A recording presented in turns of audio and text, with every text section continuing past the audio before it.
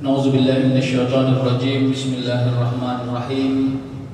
Assalamualaikum warahmatullahi wabarakatuh. Hamdan wa syukran lillah, salatan wa salaman ala rasulillah la nabiyya ba'dah. Asyhadu an la ilaha illallah wa asyhadu anna Muhammadan abduhu wa rasuluh. Allahumma shalli ala Muhammadin tibbil qulub wa dawa'iha wa afiyatil abdani wa shifaiha wa nuril absari wa diya'iha wa ala alihi wa sahbihi ajma'in. Subhanaka la ilma lana illa ma 'allamtana innaka antal alimul hakim. Hasbunallah wa ni'mal wakil, ni'mal maula wa ni'man nasir. Ghufranaka rabbana wa ilaikal masir, wa la haula wa la quwwata illa billahil aliyyil azim. Kepada Allah kita menguatkan keazaman kita untuk terus menjadikan semua yang kita kerjakan ini adalah amal ibadah di sisi Allah Subhanahu wa taala.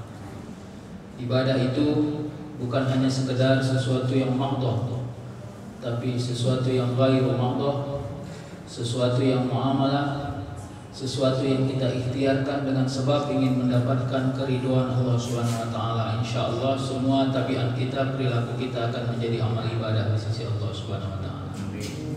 Cara menguatkannya adalah dengan niat, mengazamkan bahwa semua yang kita kerjakan itu tidak melenceng, tidak jauh, tidak berseberangan dari jalan Allah Subhanahu wa taala. Hadiah yang Allah berikan adalah kalau sesuatu itu adalah kebaikan, meskipun kelihatan tidak menguntungkan bagi kita, maka Allah beri kita rasa bahagia mengerjakannya.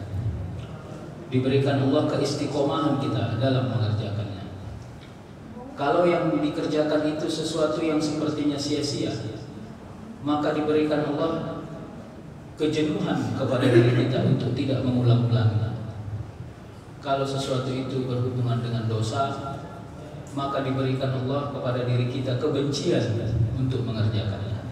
Jadi orang-orang beriman itu meyakini bahwa semua petunjuk itu datangnya dari Allah. Jika semua yang kita kerjakan ini kita hadapkan dan kita harapkan kepada Allah Subhanahu wa taala. Peran akal manusia hanya sekedar menjadi jalan dan wasilah.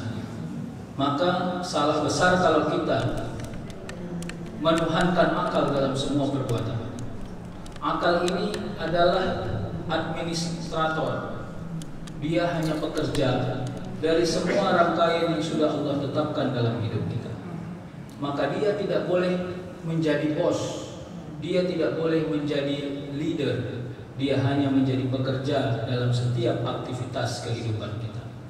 Inilah nanti ketemu kita dengan suatu isyarat dalam hidup kita, bahwa ada sesuatu yang membuat kita kelihatan sulit tapi kita bahagia mengerjakannya. Kenapa? Karena Allah sudah memberikan kekuatan itu. Sholat itu sulit, makanya disebut kita harus bersabar dalam sholat. Tapi bagi orang-orang yang sudah mengazamkan sholatnya itu menjadi bagian dari tabiat dirinya di hadapan Allah dengan sangka baik dan bahagia, maka Allah mudahkan semua urusan sholatnya. Tapi kalau dia merasa sulit, maka Allah akan mempersulit jalan dia untuk melaksanakan sholatnya. Sampai semua pada kehidupan kita, dari mulai yang kecil, yang besar, dan seterusnya. Bapak Ibu yang dirahmati Allah, maka untuk itu kita berulang-ulang mengajak, saling mengajak, mengingatkan untuk kita terus memohon ampun atas semua dosa-dosa yang pernah kita lakukan. Lalu kita berupaya dengan ikhtiar dan ilmu kita untuk memperbaiki semua perilaku dan tabiat kita. Yang kedua, kita berdoa kepada Allah diberikan kemudahan, keijabahan dalam setiap doa-doa, harapan dan cita-cita kita. Dijauhkan Allah kita dari mara bahaya, dari bala, dari cobaan. Diberikan Allah kepada kita keturunan-keturunan yang mulia dan taat kepada Allah Subhanahu wa taala. Kita berdoa saudara-saudara kita yang sakit, diberikan Allah kesembuhan, kesehatan, keafiatan. Saudara-saudara kita yang sedang dalam kesulitan, kesukaran, kemiskinan, dimudahkan Allah urusannya, diluaskan Allah rezekinya. Saudara-saudara kita yang sedang lemah imannya, diberikan Allah hidayah. dan insya Allah kita semua adalah orang-orang yang husnul khatimah. Salawat dan salam kita hadiahkan kepada Rasulullah Sallallahu Alaihi Wasallam. Allahumma sholli ala sayyidina Muhammad wa ala alihi wa sahbihi ajma'in. Mudah-mudahan kita tetap istiqomah menjadikan Rasulullah sebagai uswatun hasanah. Bapak Ibu, kita lanjut bicara sabar, dan kita harus sabar mendengarkan kajian tentang sabar ini, supaya sabar itu menjadi kesabaran bagi kita orang-orang yang sedang belajar sabar, agar kesabaran ini adalah kesabaran yang dinilai Allah sebagai sebuah kesabaran. Kalau udah pening kali, pura-pura tak dengar saja. Kita udah selesai membaca beberapa ayatnya. Sebenarnya banyak lagi ya di dalam Al-Quran. Allah membuat isyarat, Allah membuat ibarat supaya manusia itu menghindarkan dirinya dari ketamakan. Ketamakan dalam kehidupan itu adalah buah dari orang yang tidak sabar. Makanya di ayat yang kemarin kita sudah lihat, termasuk Allah menegaskan ya, bahwa yang di sisi manusia itu lenyap dan yang di sisi Allah itu kekal. Ma indallahi baqi. Nah, ini juga ayat yang selalu kita baca. Ya ayyuhallazina amanu ista'inu bis-sabri was-shalah. Innallaha ma'as-sabirin. Jadi kita disuruh menjadikan sabar dan sholat itu sebagai penolong kita. Karena memang dua ini kendaraan yang mudah didapat karena tidak butuh modal tapi sulit dikendarai. Jadi kalau kita beli motor tapi tidak pandai memakai motor, namanya hanya bisa memiliki, tidak bisa mengendarai. Maka ini yang saya sebut, sabar dan sholat itu mudah kita mendapatkannya, tapi sulit kita mengendarainya. Kenapa? Karena mengendarai sabar dan sholat butuh konsistensi. Sholat itu paling sedikit 5 kali sehari semalam. Kalau disuruh orang les naik mobil 5 kali sehari semalam, pening juga kepalanya. Seminggu 3 kali aja dia udah pening, apalagi satu hari 5 kali. Kira-kira begitu. Jadi kita disuruh mengulang-ulangi. Supaya apa? Dalam setiap perulang-ulangan itu ada kenikmatan yang kita dapatkan, tidak kejenuhan yang kita dapatkan. Jadi maka kalau ada orang yang sudah berulang-ulang melaksanakan sholat tapi jenuh dia, berarti ada yang masih belum sempurna. Saya bilang bukan salah. Ada yang masih belum sempurna dalam kehadiran ketika dia hadir dalam sholat. Kenapa? Karena jenuh. Tapi kalau kita hadir kepada tempat yang kita selalu menyenanginya, merinduinya, maka kita tidak akan pernah merasa jenuh hadir di sini. Innallaha ma'as-sabirin. Kenapa Allah menyebut dirinya Allah itu bersama orang-orang yang sabar? Karena orang-orang yang sabar mudah baginya bertemu dengan Allah dalam setiap keadaan. Bertemu itu menghadapkan dirinya kepada Allah. Lagi punya kesulitan, bersabar. Ciri-ciri orang yang sabar dalam kesulitan, dia tidak berprasangka buruk kepada Allah, tidak menjelek-jelekkan semua keadaan. Maka sebab itu dia minta kepada Allah. Bertemu dengan fitnah manusia, lalu dia ingin menjawab sebenarnya fitnah itu, tapi kalaupun dijawab tidak ada gunanya, lalu dia diam. Maka dalam diam dia bertemu dengan jalannya kepada Allah Subhanahu wa ta'ala. Makanya ada pertanyaan paling prinsip, Pak. Tapi kalau kita jawab ini agak ngeri-ngeri juga kita menjawab. Mana lebih nikmat? Sholat dalam keadaan gembira atau sholat dalam keadaan sedih? Nanti kalau kita jawab lagi keadaan sedih, dibuat Tuhan sedih terus kita. Coba. Kalau kita bilang dalam keadaan sedih, maka saya akan sambung jawabannya. Bergembiralah ketika engkau sedih, supaya sedihmu tidak jadi kesedihan, tapi sedihmu jadi kegembiraan. Gitu. Tapi kan kalimat ini payah kita pahami. Kenapa? Karena kita selalu merasa sedih itu ada sesuatu yang menyakitkan. Sama kayak air mata, Pak. Kalau menangis, kira-kira kalau kita jumpa sama orang menangis, kita bertanya kepada dia dalam keadaan sukacita atau duka cita. Ada nampak orang nangis di depan itu. Kira-kira gaya kita bertanya, nada kita bertanya dalam keadaan sukacita atau duka cita? Duka cita. Karena kita terlanjur memberi simbol setiap air mata adalah kesedihan.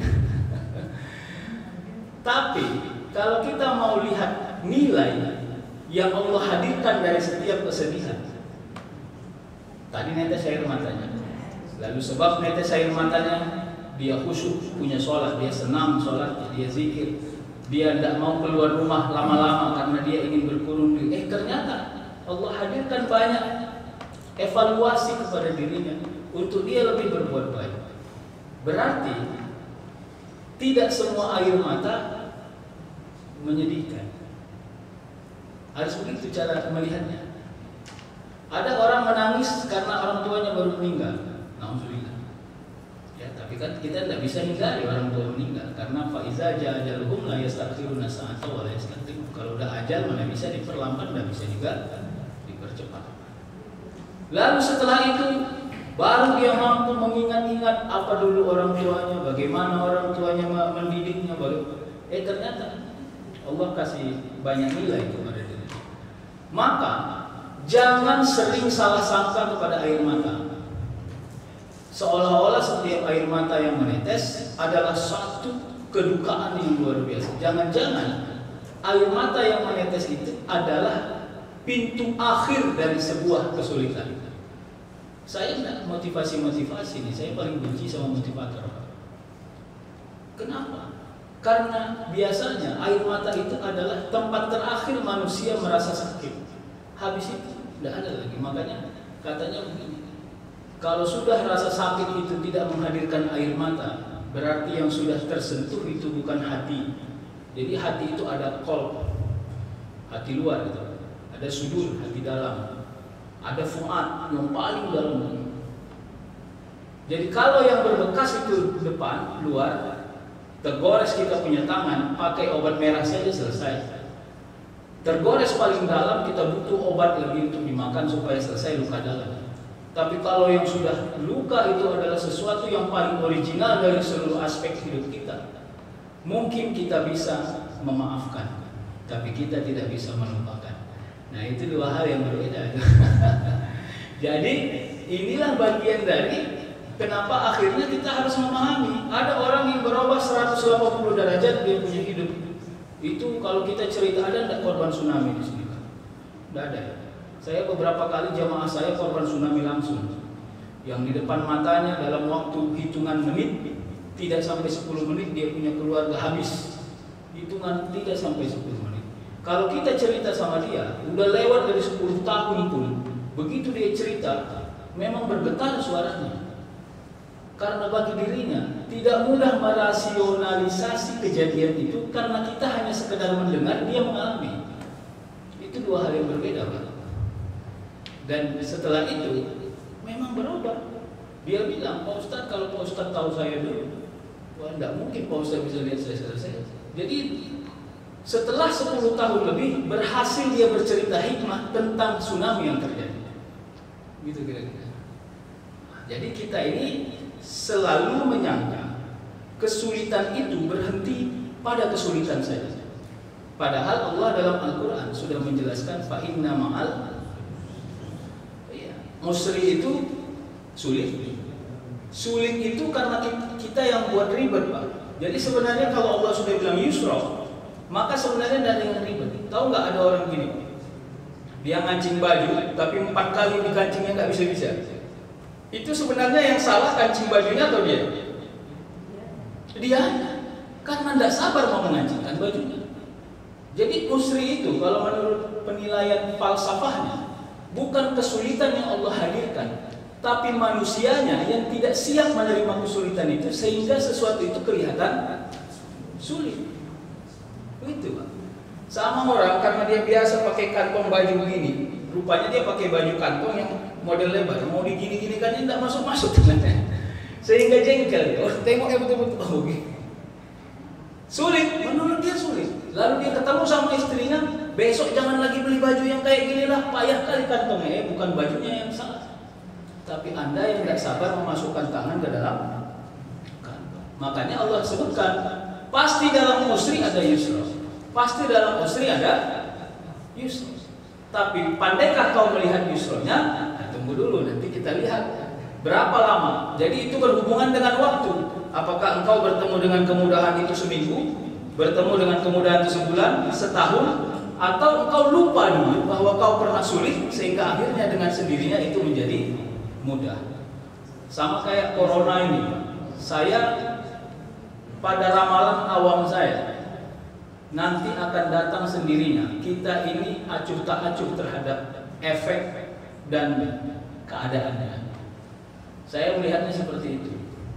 Kenapa? Karena manusia ini imunnya naik dengan sendirinya, sebab dia sudah merasa jenuh dengan satu keadaan. Kalau awak pergi ke hutan, ada yang pernah tersesat di hutan di sini? Nggak ada ya? Mau saya doakan tersesat di hutan? Nah. Kalau tersesat di hutan, Pak, jangan mikir makan mie instan goreng, tidak ada di situ.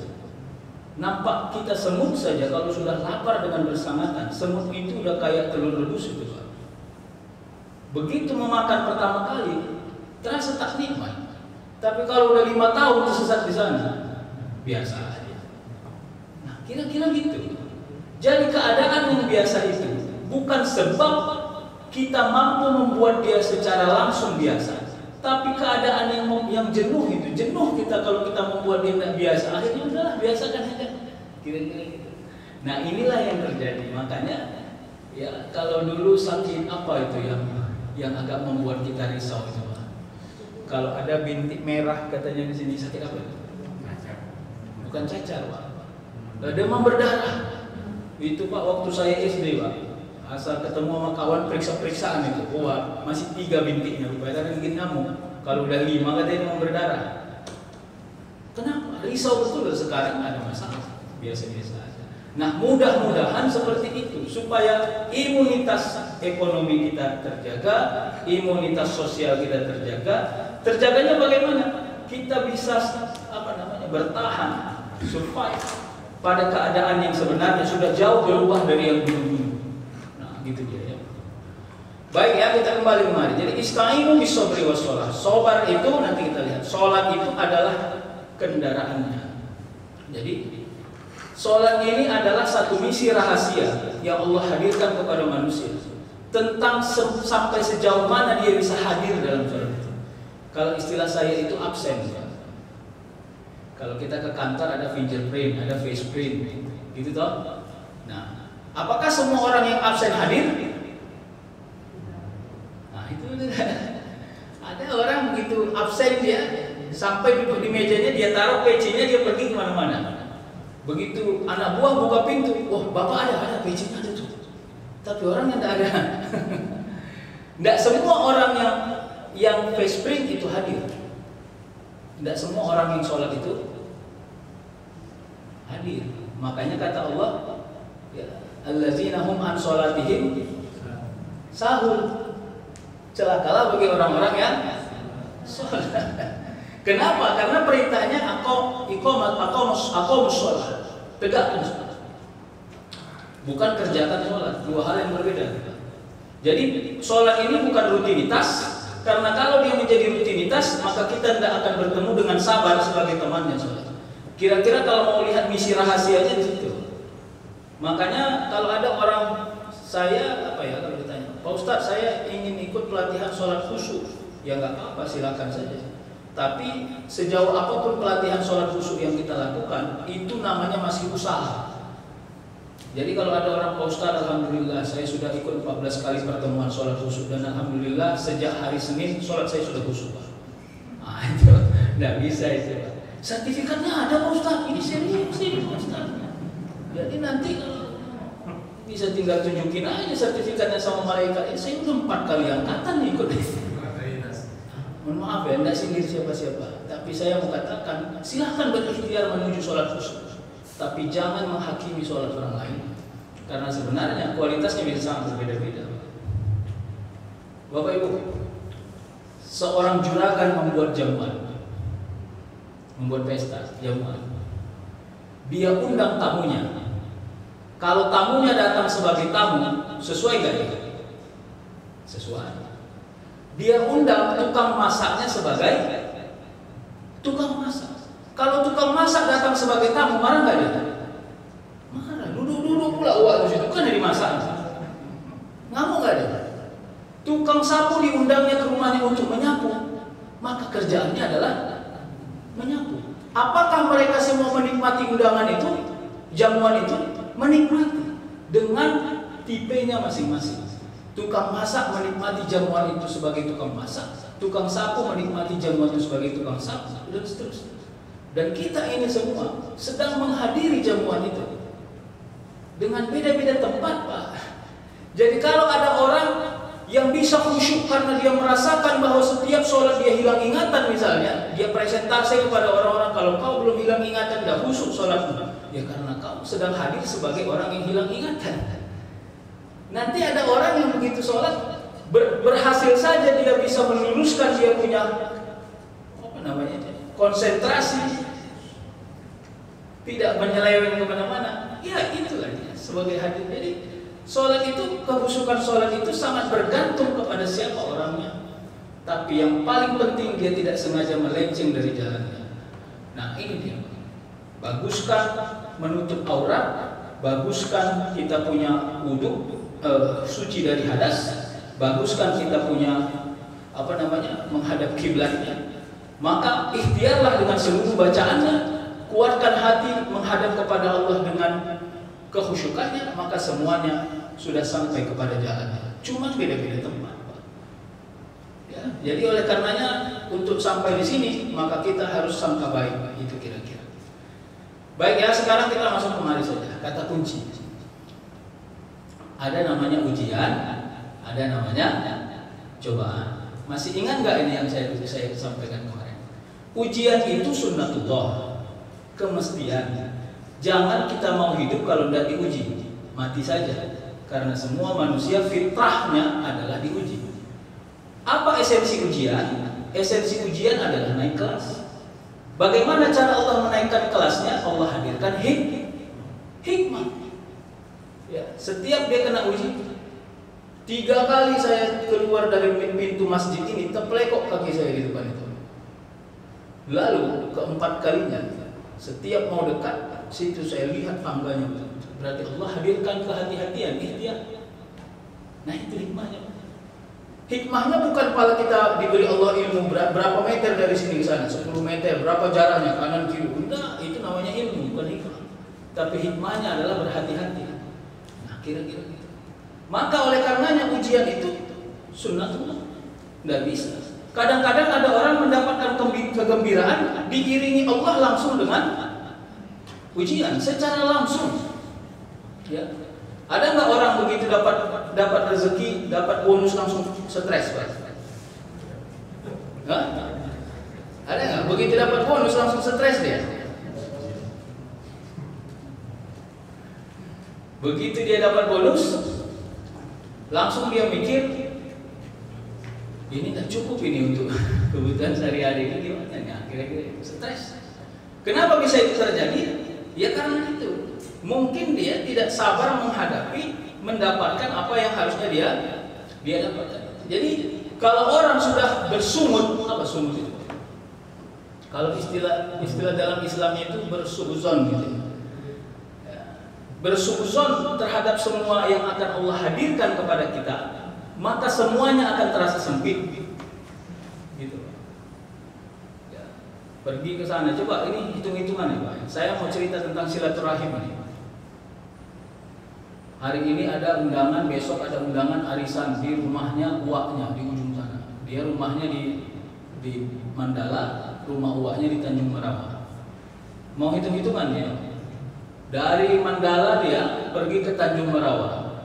Tidak ada kendaraan naik Grab berapa? PP udah berapa? Sampai sana dia harus bayar uang arisan sekian. Udah itu nanti hidangannya pun udah tahu lah dia. Kalau ala-ala orang Tanjung Merawa paling kuat ikan gembung. Makan ikan gembung berapa lah itu? Modalku udah berapa? Capekku udah berapa? Belum lagi waktunya, belum lagi. Jadi stres sendiri dia. Padahal nilai silaturahim itu tidak hanya sekedar berapa uang yang kau keluarkan, berapa sesuatu yang kau makan, tapi lebih dari itu yang hidden, Yang tidak kelihatan itu jauh lebih dominan. Hadis yang menyebut kalau kau jaga silaturahim, panjang umurmu, luas rezeki. Nah, kira-kira gitu. Jadi kita ini sering tidak siap mendapatkan berita gembira karena kita sudah terlanjur berhitung secara kalkulatif berapa yang kita dapat, berapa yang potensi yang akan kita keluarkan. Inilah yang terjadi. Sehingga akhirnya kita ini menjadikan ujian, pelan-pelan ini ya, menjadikan ujian tadi itu apa? Sunnatullah ya, menjadi cobaan. Itu sengaja aku jadikan ujian sebagai cobaan karena Allah Ta'ala. Itu yang terjadi, Pak. Jadi ribet seperti itu, Pak. Coba tengok itu ya, saya karena kebetulan masih punya anak kecil. Anak saya nomor 2 dan nomor 3 umurnya jaraknya tidak begitu jauh. Lalu anak yang nomor 2 saya bilang nanti saya mau belikan main-mainan mobil-mobilan. Senang dia, sebentar. Habis itu nanti kalau diambil adik, kalau dipinjam adik, kalau dicampakkan adik, kalau di ini adik, kalau di waduh, stres juga ini jadi. Jadi kajian futurolognya terlalu dominan, kajian masa depannya terlalu dominan. Padahal yang dia bayangkan belum tentu itu terjadi. Nah, maka di mana letak kesabaran itu? Letak kesabaran itu bagaimana kita berhasil mengunci ujian hanya sebagai ujian. Maka bersabarlah. Karena sabar itu orang yang berhenti bersangka buruk kepada sesuatu yang akan terjadi dan dia memutuskan untuk berbahagia dengan keadaan yang terjadi dan yang akan terjadi. Nah, itulah orang sabar. Memutuskan untuk merasa bahagia kepada sesuatu yang terjadi dan yang akan terjadi. Ini kalau saya hipnotis semua ini buat hilang ingatan, disuruh cerita tentang apakah kau senang punya suami kayak gini, apakah kau senang punya istri kayak gini. Ini semua banyak keluhan ini, kelihatan ini wajahnya ini. Coba Pak. Tapi kenapa sampai hari ini bisa bertahan? Karena Allah hadirkan sabar sebagai makanan rutinitas tiap hari, sehingga semuanya bertahan. Kalau tidak sabar maka selesai. Begitu. Jadi sebenarnya sabar itu berita bahagia, memang betul. Nah, kapan cobaan itu menjadi cobaan? Ketika kita tidak menghadirkan Allah untuk menghadapinya, maka dia akan menjadi cobaan. Jadi cerita saya yang lalu itu kalau Bapak masih ingat, seorang guru nulis di depan papan tulis, ada satu siswa melemparkan kertas yang diumel-umel gitu kepada guru. Ya.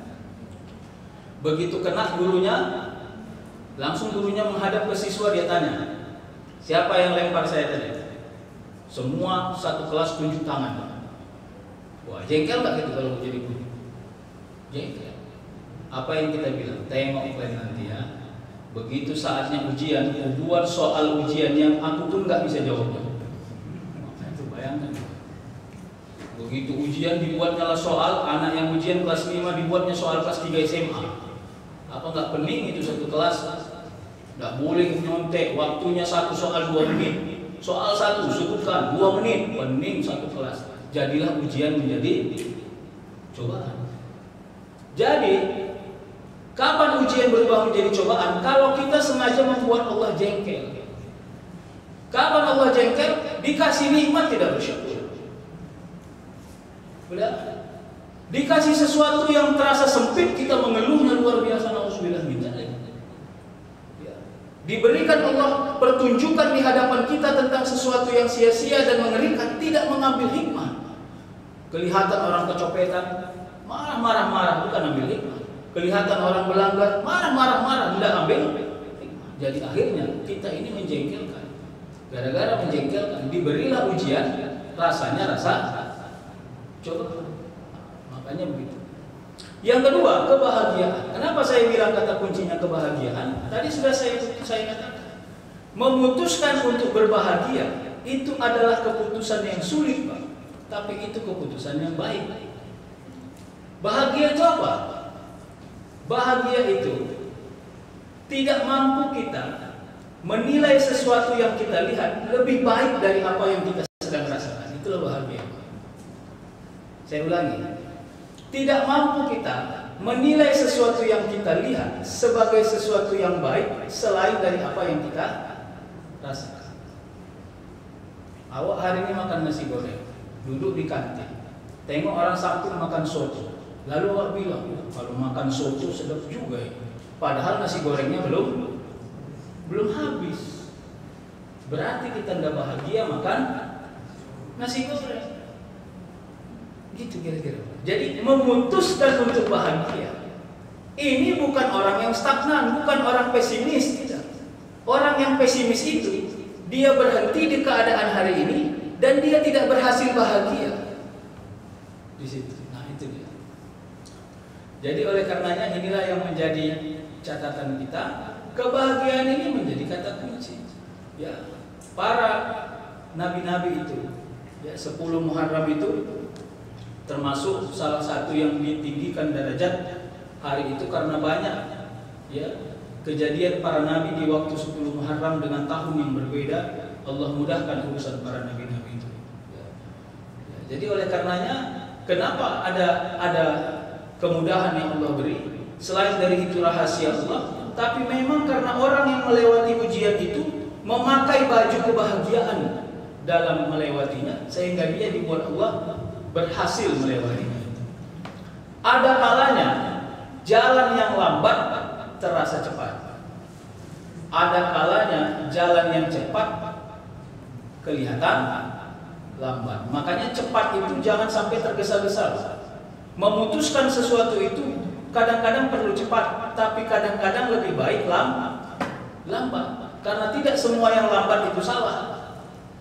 Hati-hati. Jadi oleh karenanya saya ingin bilang ini Pak, kalau dalam konsultasi parenting selalu saja yang kita hadapi di MUI itu misalnya, kenapa dia mengucapkan cerai kepada istrinya? Karena dalam keadaan marah. Cuman 1 jamnya dia jengkel, habis itu pening kepalanya. Kenapa diucapkan? Begitu sampai ke awak, dia bilang, nyesal kali aku Ustaz, tidak masuk akalku itu Ustaz. Kok pikir aku Tuhan bisa mengampunkan kau? Tidak bisa. Kalau pendatang dia ke kita, dia sifatnya hanya konsultasi, kita kasih arahan. Kan begitu. Seolah-olah dia kalau jumpa sama Ustaz, beres semua urusannya. Tidak bisa. Urusan talak itu urusannya di atas. Jadi ada satu perbuatan yang paling dibenci Allah tapi halal dia, itu adalah talak. Sama seperti bersumpah atas nama Allah pakai huruf qasam, huruf sumpah. Wallahi, billahi, tallahi. Itu 3 huruf sumpahnya Allah yang tak boleh kita main-mainkan itu. Ya. Wallahi, billahi, tallahi. Makanya tak boleh kita dalam keadaan sederhana yang ecek-ecek bersumpah atas nama 3 huruf itu. Tidak boleh. Wallahi aku nggak makan nasi kau. Nah itu sepele, jangan pakai wallahi. Akhirnya gitu. Karena wallahi billahi tallahi itu sumpah seseorang ketika seseorang itu difitnah. Apalagi fitnah itu berhubungan dengan ketaatan kepada Allah. Difitnah dia zalim, difitnah dia pindah agama, difitnah dia menjadi orang yang munafik, difitnah dia menjadi orang yang aniaya. Nah, baru silakan bersumpah atas nama wallahi billahi tallahi. Perkara buang angin pakai wallahi. Wallahi bukan aku yang buang angin. Wah, itu enggak boleh, Pak. Katanya dalam hadis Subul Salam itu kalau kita pakai sumpah atas nama 3 itu bergoyang aras. Setiap kita sebut itu bergoyang aras, enggak boleh. Karena para malaikat saja tidak berani menyebutkan itu secara cuma-cuma, secara biasa-biasa. Yang ketiga, kesia-siaan. Bapak Ibu, saya berharap kita ini sudah fokus mengendalikan kesia-siaan. Ini kesia-kesiaan, salah ini tulisannya ya. Kesia-siaan. Sia-sia ini sering tidak berhasil kita definisikan dengan sempurna di diri kita, sehingga pilihan diri kita ini hanya 2, baik, buruk, baik, buruk, benar, salah, benar, salah. Padahal di antara 2 itu ada namanya sia-sia. Kalau mau berani doa, begini doanya, pakai bahasa Indonesia saja. Ya Allah, hindarilah aku dari kesia-siaan. Coba amalkan itu tiap hari. Apa yang Allah hadirkan? Kalau kita serius doa itu, Allah buat tidur kita yang berlebih akan berkurang. Kalau Allah udah tahu lewat kali tidurmu ini, dibuat Allah mata tangan. Apalagi kalau kita mau keluarkan uang, yang uang itu kalau kita keluarkan tidak manfaat belanjanya, Allah buat kita lupa mengeluarkan. Jadi sia-sia ini penting kita doakan agar terhindar dari diri kita. Ya. Kadang-kadang kita doa kita hanya sekedar, ya Allah, tunjukilah aku jalan yang benar, hindarkanlah aku dari jalan yang salah. Tapi sia-sia tidak kita minta. Jadi memang kau benar, tidak salah, tapi sia-sia sering juga. Jadi begitu dia kira-kira. Minta. Jadi oleh karenanya Allah akan mempersempit itu. Tetap kita jaga silaturahim. Kita berada di ruang kongko-kongko. Tapi Allah berhentikan lisan kita kalau menceritakan sesuatu yang tak manfaat. Kira-kira gitu. Itulah kalau orang yang berdoa tentang sesuatu yang minta dia supaya dihindarkan dari sia-sia. Sampai nanti kesia-siaan. Jadi dalam kajian tasawuf, kesia-siaan ini adalah satu keadaan yang penting dihindari. Karena buah dari kesalahan dan dosa itu adalah awalnya adalah sia-sia. Nah itu dia. Ya. Kan udah pernah saya bilang di sini, ada satu keadaan, ada satu nikmat yang nggak boleh kita minta kepada Allah sebenarnya. Nikmat dia kalau kita dapatkan. Apa itu? Tidur. Tidur itu menurut saya tidak perlu kita cita-citakan. Sengaja aku tidur karena Allah Ta'ala. Tidak perlu. Karena tidur itu adalah rehatnya jasmani sebab letih. Jadi kalau istilahnya kajian tasawuf itu, kalau ada seorang sufi yang sengaja tidur, berarti dia sudah mengalpakan dirinya dari Allah Subhanahu wa taala. Dalam syairnya itu gini, apakah kurang nikmat dunia ini sehingga kau memilih tidur daripada berinteraksi di dunia ini? Makanya katanya ciri-ciri orang yang nggak suka, nggak nikmat berdunia adalah lebih banyak tidur daripada bangun, daripada sadar. Makanya para sufi itu tidak pernah dia melebih-lebihkan tidurnya. Atau kalau lebih hakikat lagi seperti Al-Hallaj. Apa kata Al-Hallaj? Apakah kau pernah menyaksikan aku tidur? Dibilangnya sama teman-temannya lah, pengikutnya. Aku tidak pernah tidur. Kalaupun aku kau lihat berbaring, aku tidak pernah berhenti untuk mengingat Allah Subhanahu wa taala, karena berbaringku itu hanya perbuatan jasmaniku. Padahal hatiku hadir kepada Allah. Tapi itu terlalu dalam menurut saya. Nah, maksud saya gini, kapan kita tidur? Kalau udah capek badan, mata ngantuk. Jadi oleh karenanya saya tidak tahu ya, Bapak Ibu sering mengalami ini enggak? Kalau saya secara insidentil sering mengalami itu. Kadang-kadang lebih nikmat tidur yang 15 menit daripada yang 2 jam. Tidak tahu. Padahal tersender nyawa di situ, tertidur. Selesai. Begitu bangun seperti fit betul badan ini. Kenapa? Karena memang tidur itu adalah alasan orang yang merehatkan dia punya aktivitas sebab jasmaninya lelah. Nah, itu saja. Jadi tidak ada yang berlebihan di sana. Nah, yang berikutnya adalah taubat menyesal. Bapak Ibu, ada nggak orang yang taubat tidak menyesal? Nah, itu dia. Ataukah semua orang yang taubat itu menyesal? Penyesalan itu perbuatan apa?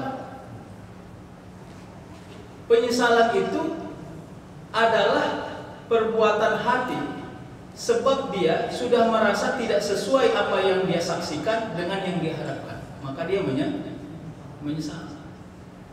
Jadi sebenarnya temannya orang yang bertobat itu adalah penyesalan. Apa ciri-ciri orang yang menyesal? Ciri-ciri orang yang menyesal adalah muak dia kepada keadaan yang pernah terjadi dan bersungguh-sungguh dia menghindari keadaan itu untuk terjadi kembali. Maka segala cara dia hindari. Kalau kita bicara hijrah, kapan saatnya manusia hijrah dari satu tempat ke tempat yang lain? Bukan hijrah maknawiyah, tapi hijrah makaniah, hijrah tempat. Kapan saatnya seseorang hijrah dari satu tempat ke tempat yang lain? Ketika dia merasa bahwa dia berada di tempat itu memperburuk keadaannya, memperburuk kebaikannya. Contohnya apa? Saya tinggal di satu lokasi, satu komunitas penjudi, pemabuk. Udah lain mana pas-pasan, tinggal pula awak di tempat orang yang mabuk. Di samping kanan pak tertua, di samping kiri jual minum-minuman. Wah. Kalau kita tinggal 2 tahun di sini, insya Allah kita akan jadi pemabuk juga. Yakin awak itu? Kira-kira gitu kan? Maka hijrah tempat, berpindah dari tempat itu keluar sudah mendekati wajib, sunnah muakkad mendekati wajib. Jadi oleh karenanya kenapa? Karena kita harus melihat ada potensi yang kita khawatirkan itu merusak. Yang itu dilakukan Rasulullah SAW. Selain dari hijrah itu adalah perintah Allah, hijrah itu juga ada kondisi yang terjadi yang tidak memungkinkan Rasul berlama-lama di Makkah. Itu yang terjadi. Makanya orang yang taubat itu adalah orang yang memindahkan satu keadaan kepada keadaan berikutnya. Itu orang yang taubat. Dia berhasil berjanji kepada Allah karena taubat itu angkatnya bukan kepada manusia. Taubat itu angkatnya kepada Allah. Ya. Kalau dia sudah berhasil berangkat kepada Allah untuk tidak mengulangi dosanya, maka sedaya upayanya dia harus menghindari. Bagaimana cara menghindarinya? Kerahkanlah potensimu. Kalau kau bisa pindah rumah sebab untuk menghindarinya, pindah rumah. Kalau kau bisa berkurung di rumah sebab kau menghindari keadaannya, berkurunglah. Karena memang itu ikhtiarnya sampai imunitas keimananmu kuat. Kalau sudah kuat, silakan keluar rumah kembali. Tapi ingat, bukan untuk mengulangi perbuatan yang salah. Bapak Ibu, kita ini punya jebakan yang beda-beda. Jadi tidak pernah sama dosa kita. Potensi dosa kita cukup berbeda. Yang berikutnya adalah ikhtiar. Orang yang sabar itu adalah orang ikhtiar karena memang sabar itu berada pada bab makom. Makom itu adalah sesuatu yang diusahakan. Kalau mau makan nasi padang, jangan hanya bercita-cita. Ambil duitnya, ambil kita punya kereta atau mobil, pergi ke rumah nasi padangnya beli atau pesan pakai Gojek misalnya. Jangan hanya bercita-cita. Bercita-cita aja, istrinya bilang, "Bang, aku mau makan nasi padang." Suaminya bilang, "Aku juga mau makan nasi padang." Anaknya bilang, udah diam orang tengok-tengokan. Insya Allah sampai 5 hari kemudian tak akan makan nasi padang dia. Jadi ikhtiar, sabar itu berikhtiar. Gitu dia. Kalau sudah tahu tidak bisa makan yang pedas-pedas, jangan pergi ke rumah makan yang menyajikan makanan pedas. Walaupun kau bilang jangan pakai cabai, tapi tetap pedasnya akan lebih berwarna, berasa dibanding tempat yang memang tidak pedas. Kira-kira gitu. Ya. Nah, jadi ikhtiar. Silahkan diusahakan. Beda-beda tempatnya. Ada orang pakai lobe dia. Kalau kata guru kami dulu di pesantren, ciri-ciri orang yang lemah imannya, masih lemah imannya, tak pernah dia meninggalkan simbol. Pakai lobe dia, pakai serban dia. Kenapa? Karena kalau tak pakai serban jahat dia. Makanya dipakainya serbannya kemana-mana supaya dia terhindar dari kejahatan. Nah, beda identitasnya. Kalau kita mungkin di perkotaan ini kalau udah pakai serban dia ustaz lah dibilang kan gitu. Kira-kira begitu. Ya. Jadi ada orang justru melihatnya terbalik. Kenapa Anda memakai pakaian yang panjang-panjang? Karena dengan pakaian ini saya malu berbuat jahat. Sebab itu saya berusaha menghindarkan kejahatan. Yang berikutnya adalah konsistensi ibadah. Inilah bagian dari sabar. Kenapa saya bilang konsisten? Konsisten ini sama nggak dengan istiqomah? Beda. Konsisten itu adalah jumlah dari yang kita lakukan, konsistensi. Tapi istiqomah itu adalah pertemuan antara jumlah dengan kualitas. Jadi istiqomah, saya sudah istiqomah Pak. Kamu konsisten atau istiqomah? Kalau konsisten tidak pernah meninggal. Saya tidak pernah tinggalkan sholat Pak. Berarti masih konsisten melaksanakan sholat. Tapi sudah istiqomah, insya Allah. Nah, istiqomah itu kemana? Semua yang kita lakukan berulang-ulang tanpa tinggal itu, semua pelan-pelan kita hadapkan untuk menguatkan keimanan kita, meninggikan derajat kita di hadapan Allah Subhanahu wa taala. Yang berikutnya apa? Pembenahan internal dan eksternal. Saya memakai istilah internal itu adalah kualitas diri, Pak. Kalau kita bersedekah, bersembunyi-sembunyi, kira-kira apa yang diperbaiki oleh sedekah yang sembunyi-sembunyi itu? Orang lain kah atau diri kita? diri kita. Yang diperbaikinya adalah kualitas keikhlasan. Kalau kita bersedekah, diumumkan kepada banyak orang, apa potensi yang bisa diperbaiki? Orang lain. Namanya litarbiyah. Dua-duanya sama pentingnya. Nah, kalau ingin dikatakan choice, pilihan, mana kira-kira Pak yang di luar, perbaikan internal atau eksternal? Maka jawabannya adalah kalau dengan memperbaiki internal mampu engkau bisa memperbaiki eksternal, maka pilihlah internal, memperbaiki. Awak nitipkan sedekah sama orang, jumlahnya 50.000. Awak bilang sama dia, kalau ditanya orang itu dari siapa ini sedekah, bilang aja dari dirimu. Gitu kan? Sedekahkannya lah. Makasih Pak. Nampak awak sini, uang awak jadi awak kasih dia. Makasih Pak, Bapak baik kali, memang Bapak luar biasa. Dipuji-pujinya orang ini. Sakit nggak hati awak? Sakit. Dalam hati awak, duit punya itu. 50.000 Pak. Coba tes 50 juta gitu. Kalau nggak uring-uringan Bapak di rumah. Sulit.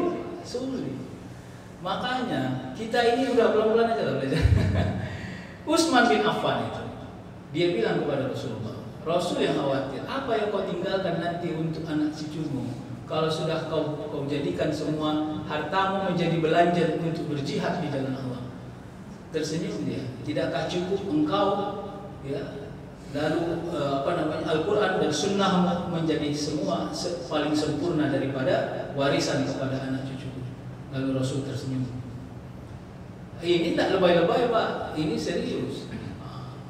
Jadi oleh karenanya yang saya sebutkan itu silakan untuk berbekas kepada jiwa kita. Jadi kalau saya kembalikan kepada pertanyaan kita, mana lebih terasa enak berdoa dan sholat? Ketika sedang bahagia atau sedih? Jawabannya mudah, sedih. Maka saya bilang, ketika engkau sedih, bergembiralah dalam kesedihanmu, supaya kau tidak bersangka buruk dalam kesedihanmu. Sama seperti tadi, awak sedekah 1 juta, awak kasih sama si Ucok. Ucok ngasih kepada BKM, lalu BKM memuji si Ucok. Tak pernah awak dipuji, bahkan awak dikata-katai. Tengok itu, si Ucok aja ngasih 1 juta, bapak tuh tidak pernah kasih tuh. Padahal banyak mobilnya. Tidak pernah deh. Padahal kalau mau ngomong biar tahu kau itu duitku itu. Tapi dikunci kita punya mulut. Ya Allah, sakit hatiku, kecewa aku berdoa deh. Ya Allah, segini sakit rupanya bersedekah ini. Iya, memang harus agak ekstrim kalau berani. Tidak apa-apa. Nah, jadi oleh karenanya, kalau ada fitnah, baru silahkan perbaiki keadaan. Jangan sampai ada fitnah. Saya pernah ditanya, Ustaz, itu baru sumbang 25.000 ditulis di papan. 25.000, tidak apa-apa.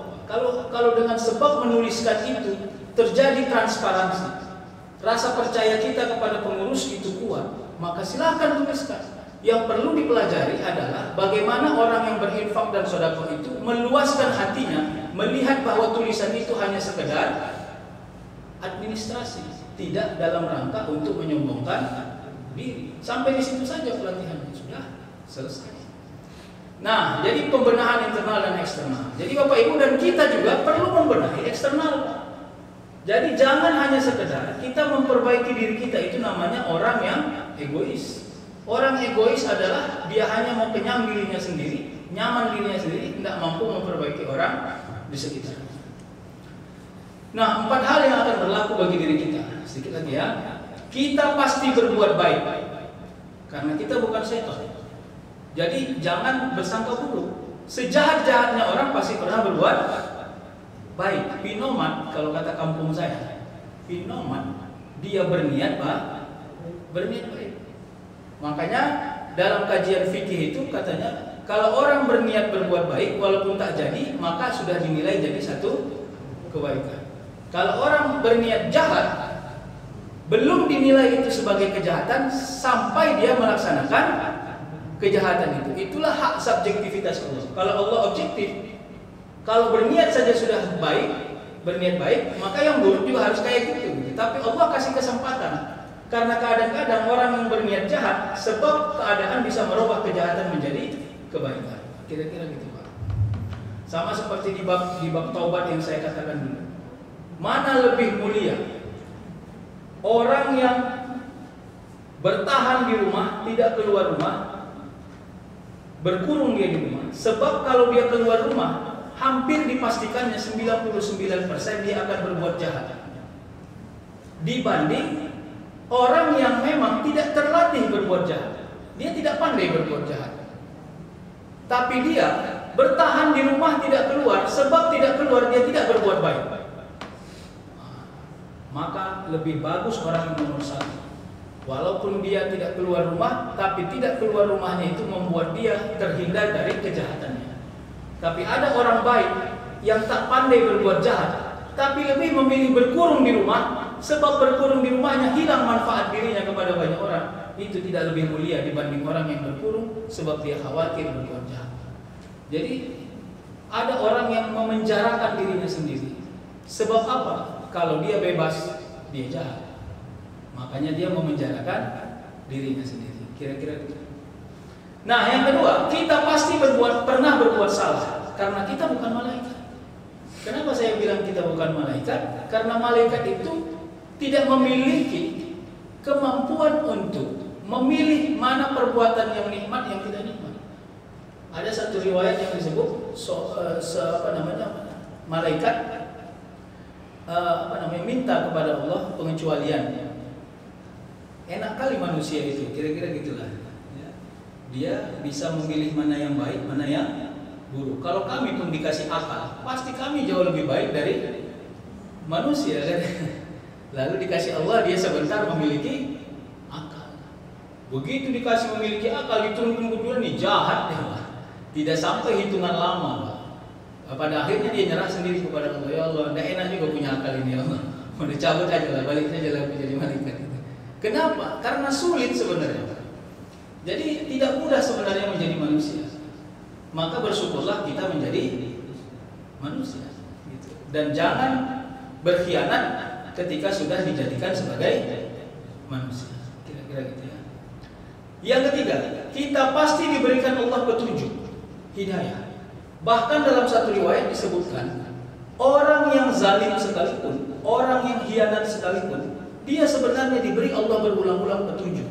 Hanya kadang-kadang hatinya sudah tertutup, seperti tertutupnya hati orang-orang kafir. Itu dia. Jadi oleh karenanya semua petunjuk ini harus kita jadikan sebagai peta jalan. Bagaimana cara Allah memberikan petunjuk? Kadang-kadang melalui orang di sekitar, melalui berita. Pernah nggak terjadi gini, Pak? Ya, awak punya masalah tentang sesuatu, buka Al-Quran, begitu baca terjemahannya, seperti berhubungan langsung masalah awak itu dengan ayat yang disebut. Kira-kira itu kita bilang ini petunjuk. Atau di rumah baru kita omongi tentang pencurian. Lalu kita keluar rumah, baru 200 meter keluar kelihatan ada berita pencurian. Itu petunjuk. Jadi petunjuk itu dihadirkan Allah dalam setiap langkah manusia dan hanya tinggal kemampuan kita membaca petunjuk itu sejauh mana. Nah, itu saja. Yang berikutnya kita juga pasti akan diberi ujian-ujian. Nah, ini yang saya bilang tadi tentang sunnatullah itu, ya. Wala nabluwannakum bisyai'in minal khauf wal ju' wa naqsin minal amwali wal anfusi wath thamarati wa basyirus sabirin. Bapak Ibu, pernah enggak begini, Pak? Ini kelihatan kita ribet sendiri, Pak. Saya tidak tahu benar enggak itu falsafah warna. Kalau ada orang pakai baju warna hitam, kelihatan dia lebih langsing. Kalau pakai baju warna merah, kelihatan lebih besar. Jadi kadang-kadang kita ribet dengan sendiri. Jadi kalau menurut saya, yang membuat ribet itu sih Pak. Kalau mau dibayang-bayangkan itu Pak, kita bisanya lucu sendiri sebenarnya. Gemuk kali ya. Gitu. Jadi ada orang dibilang orang begitu pergi dia ke depan kedai itu, dibilang orang kok makin banyak jerawatmu gitu. Wah, sampai rumah stres ya. Langsung lihat online obat menurunkan jerawat, memudarkan jerawat. Langsung pesan 3 model dengan berbeda-beda merek. Kenapa? Karena kita tidak siap dengan keadaan yang berbeda dengan ekspektasi kita. Udah timbang awak bolak-balik di rumah. 1 hari 8 kali awak timbang. Awak lihat timbangan awak tuh 59 kilo. Enak-enaknya begitu sampai kedai dibilang orang kok tambah gemuk kok sekarang. Awak lepukkan aja kepalanya.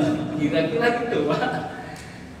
Akhirnya kita klarifikasi, udah 59 loh timbangan saya, kemarin 68 gitu. Iya ya, tapi kok kelihatan gemuk makin stres gitu Pak. Langsung diperiksa baterai timbangan, ada yang salah enggak? Aduh Pak, mohon maaf Pak. Kadang-kadang kita yang membuat ujian-ujian itu menjadi ribet di diri kita semua.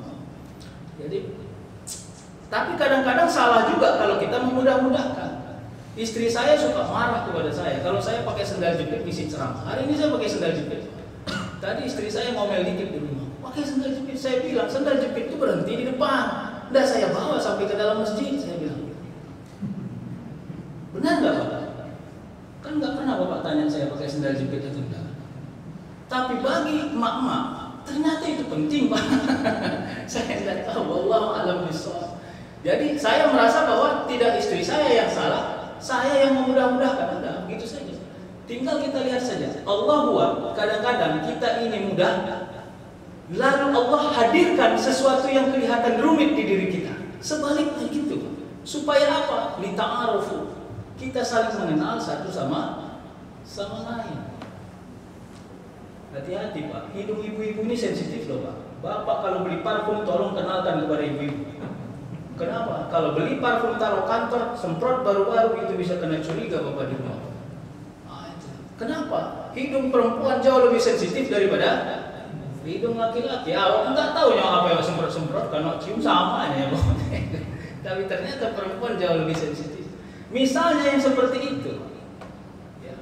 Kenapa Allah hadirkan begitu? Supaya terjadi tawazun, keseimbangan dalam hidup ini. Disitulah letak bersabar. Istri bersabar menasehati suami berulang-ulang. Suami bersabar menerima nasihat istri berulang-ulang. Udah begitu saja Pak. Tinggal kita bertaruh siapa yang paling banyak ubannya kan gitu kan. Kalau paling banyak ubannya paling stres lah dia. Nah itu canda. Saya ingin katakan ini yang Allah kasihkan keseimbangan. Awak aman, istri awak aman, anak-anak aman. Dibuat Allah tetangga yang ribet. Saya pengajian dia Bapak di daerah Jalan Karya. Ini pertanyaan serius Pak. Pak Ustadz, kan saya sering nyontohkan tangga masih ingat Bapak? Kalau bisa satu komplek ini tangga kita itu hanya punya kita, supaya orang satu komplek tangga. Datang satu orang nanya Pak, ini hampir ngamuk dia nanya itu Pak. Mungkin dia ngamuknya bukan saya, sama tetangga. Pak Ustadz katanya, kalau kayak gini kejadiannya bagaimana nih Pak Ustadz? Saya punya tong sampah di depan rumah saya. Tetangga saya itu pun nitipkan sampahnya aduh Pak Ustadz, kalau contohnya masih tangga Pak Ustadz, masih ikhlas saya Pak Ustadz. Ini tong sampah awak pun tong sampah dia. Cuman itu Pak, pening juga saya jawabnya. Lalu ya akhirnya saya bilang, jawabannya saya bilang gini Pak. Bapak senang dengan istri Bapak, istri Bapak senang dengan Bapak, anak-anak Bapak juga senang dengan orang Bapak. Dibuat Allah tidak bagus kalau senang-senang semua. Makanya dibuat Allah Bapak punya tetangga yang ribet supaya Bapak banyak sabar. Saya bilang, ketawa lah. Kadang-kadang memang gitu, harus dihadirkan Allah, ada yang membuat kita tidak sabar. Gitu ya. Saya kadang-kadang kalau keluar dari komplek rumah saya Pak, tapi saya tidak ngomong. Saya ngomong sini hanya iktibar. Kadang-kadang tetangga saya punya tamu sampai 4 mobil Pak. Makanya tidak bisa keluar mobil saya. Dia tidak usah repot, udah keluar naik kereta. Ya memang begitulah cara Allah membuat kita agak gedek. Tapi gedek itu tidak boleh jadi cobaan. Harus hanya sekedar jadi uji ya. Udah begitu saja Pak. Nah gitu ya. Pernah lagi Pak gini Pak, Bapak Ibu mungkin mengalami. Udah awak bawa oleh-oleh, dikomentari pula oleh-oleh awak. Stres nggak itu Pak? Yang komentari itu tamu pula yang datang ke situ. Ini pernah terjadi tapi bukan dengan saya Pak. Kita bertamu ke rumah satu guru besar. Datanglah kami murid-murid waktu itu bawa kue kemasan. Lalu dibuka kue itu bukan orang rumah yang ngomong. Oh, yang tamu juga yang di rumah itu tapi keluarga. Oh, ini kue yang lagi diskon di sana itu ya beli. Malu kali dia.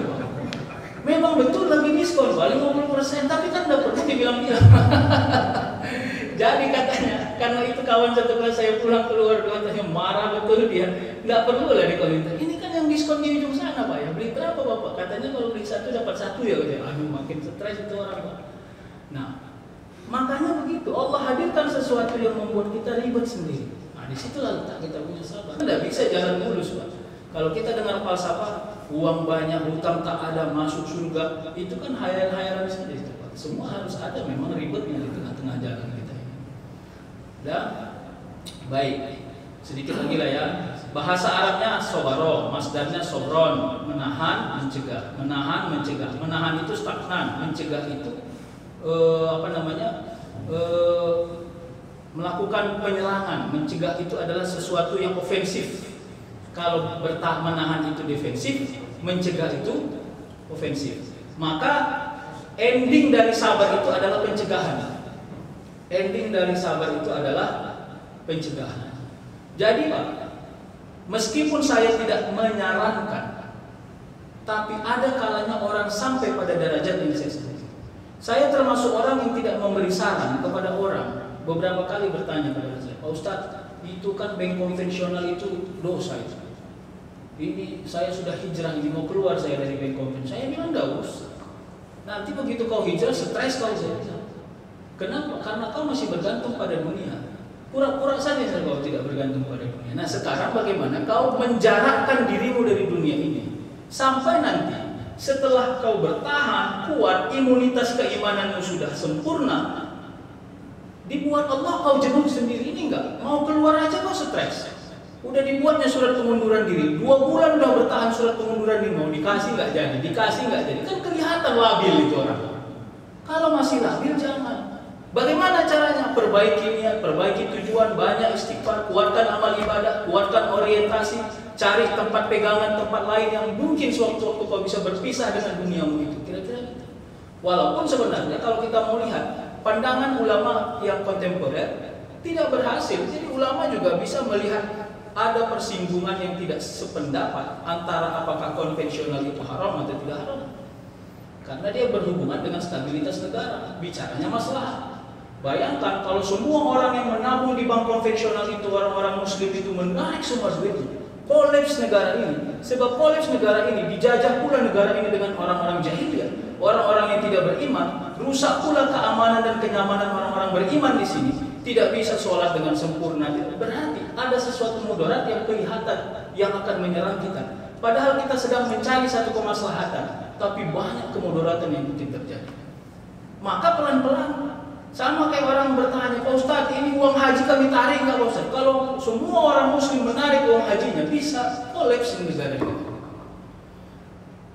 Kolapsnya itu bukan karena habis duit. Ketidakpercayaan negara luar kepada kita menjadi tinggi. Kenapa? Masyarakatnya aja nggak percaya, apalagi orang luar. Jadi efeknya sangat global, Pak. Jadi nggak bisa sederhana kalau kita mau kaji sampai sejauh itu.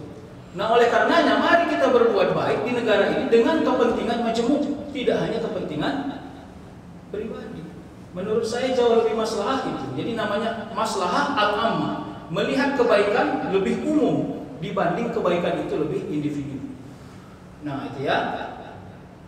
Satu lagi yang bisa selesai, memindahkan mindset kepemilikan, keharusan, kemestian menjadi semata-mata milik Allah. Makanya jadi sabar, Pak. Makanya menurut saya sabar itu sesuatu yang diusahakan produknya, tapi manfaatnya Allah yang hadirkan. Gitu, Pak. Jadi istilahnya kalau kita beli produk, kayak mana cara pakainya? Awak bilang, datang yang jualan, beli aja dulu Pak. Nanti sudah Bapak beli, pandai Bapak sendiri makainya. Gitu kira-kira. Nah, kadang-kadang kita tidak mau beli produk karena kita belum pandai memakainya. Itu masalah. Sama kayak naik mobil, Pak. Banyaknya orang justru setelah punya mobil baru pandai bawa mobil. 7 kali dia les, Pak. Les mobil 7 kali dia les, kalau punya SIM udah 7 SIM-nya, Pak. Tapi karena tidak pernah beli mobil, begitu selesai les, selesailah ilmunya. Habis les, habislah ilmunya. Begitu udah ada rezeki beli mobil, dibantainya 3 kali senggol dia cuma jadi. Wah, senggol sekali, senggol 2 kali, senggol 3 kali. Nah sekarang tutup mata pun bisa mundur dia. Nah, berarti Allah suruh dulu beli produk, baru bisa faham bagaimana mengendalikannya. Sama sabar ini. Sabar ini, ambil produknya dulu. Capek kita, tidak tahu kita bagaimana mengelolanya. Tunggu, biar Allah yang ajari sebentar-sebentar, pelan-pelan saja, sehingga kita nanti bisa mapan mengendalikan itu. Sama kayak mobil, kan pakai feeling itu, Pak. Saya tidak tahu. Kalau mau diukur-ukur, berselisih antara jalan yang sempit. Kalau kita pakai aturan lalu lintas yang komplit, sekian sentimeter jaraknya, berhentilah dulu kita. Tunggu, oh bilang, geser sedikit, 10 cm, oke pas, jalan. Kalau itu Pak macet sampai ujung-ujung sana. Tapi ternyata feeling kita jauh lebih dominan. Sama kayak sabar ini. Jadi sabar ini Allah yang ngatur ilmunya. Ya, dibuat Allah ada hadir rapat. Ya, dibuat Allah ada hadir rapat. Kalau hadir rapat, rusak rapat itu. Kenapa? Ternyata orang yang lama membenci Allah hadir pula dalam rapat itu. Allah tidak mau. Semua orang yang rapat itu sudah berdoa, ya Allah muluskanlah rapat ini ya Allah. Kalau ketemu ini dua orang, hancur ini rapat ini ya Allah. Dibuat Allah lah satu pening kepalanya dan jadi rapat supaya jalan. Kadang-kadang begitu. Kenapa? Supaya mudah jalannya. Baik, saya kira itulah dulu ya. Sedikit lagi nanti kita selesaikan sampai nanti kita ingin sebut sabar itu harus menjadi jalan kehidupan kita. Kalau istilah saya itu rangsel, kemana-mana kita jalan harus kita bawa. Ya, seperti kantong Doraemon, tidak boleh dia tinggal supaya kita ini imunitasnya terjaga dengan sempurna. Terima kasih. Wallahu a'lam bishawab. Assalamualaikum warahmatullahi wabarakatuh.